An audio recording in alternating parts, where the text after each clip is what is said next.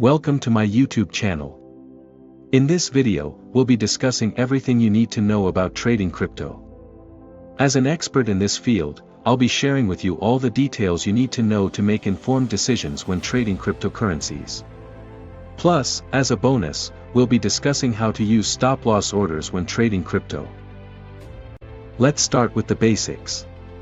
Cryptocurrency is a digital or virtual currency that is secured by cryptography, making it difficult to counterfeit or double spend. There are currently over 4,000 different cryptocurrencies in the market, with Bitcoin being the most popular. When trading crypto, you have to be very cautious as the market is highly volatile, and prices can change rapidly. So, it's important to do your research and have a trading strategy in place. One of the most important things to consider when trading crypto is market analysis.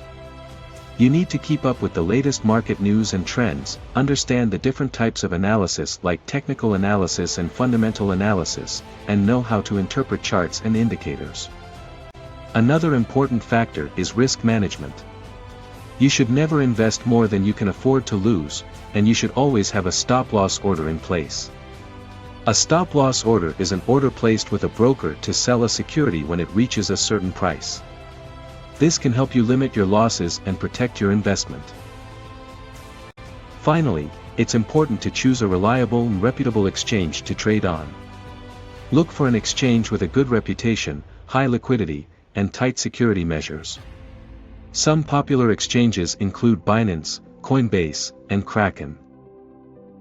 Now, let's talk about stop-loss orders in more detail.